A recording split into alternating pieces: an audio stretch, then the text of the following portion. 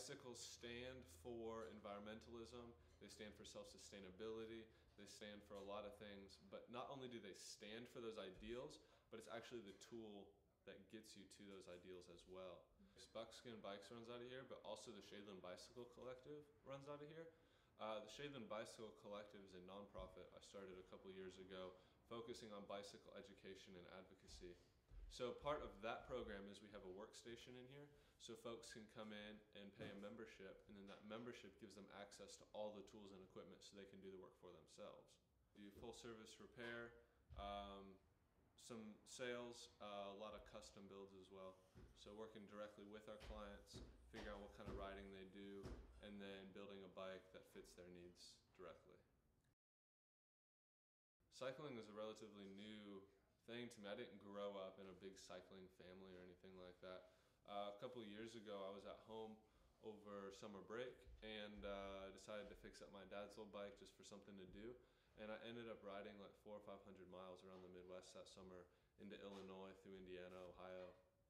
And sort of the freedom that I felt riding a bike like that. I mean, I carried camping equipment. Like, I was in no place for longer than 3 or 4 days for 3 months. I was traveling the whole time. And sort of the freedom and empowerment that I felt through that was very liberating to me, and I wanted to share that with other folks. So I learned how to repair that first bike at a collective in Cincinnati, is where I grew up. And so I decided to start a collective here and sort of offered that membership program, let people work on stuff for themselves. And then through that, people started wanting to buy product from us. You know, they wanted to be able to use the tools, but they also needed to buy new tubes and new tires and new grips and whatever. So we started stocking that stuff, and then it just sort of morphed into, it got really confusing to sell product and run a nonprofit. So I was like, forget this, and I just sort of separated them. So now they just run in parallel, run next to each other. So it's two separate identities sort of serving the same purpose though. You know, a lot of bike companies are like real sleek, you know, sort of aeronautic, you know, like real high tech and whatever. And we're not really that way. We're sort of down and dirty a little bit. We live in a post-industrial town, so sort of that kind of lumberjack environmentalism, a little bit rough around the edges, is sort of the aesthetic we have going anyway. So it all just kind of fits together.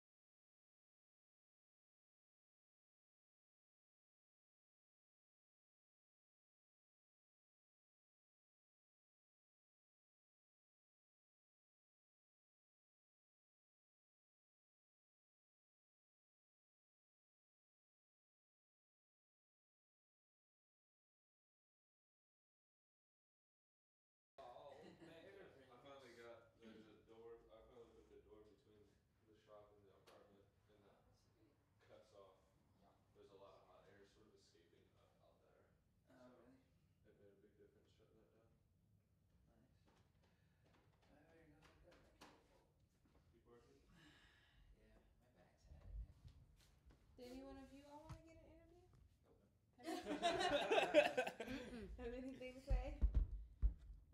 I gave my 2 cents.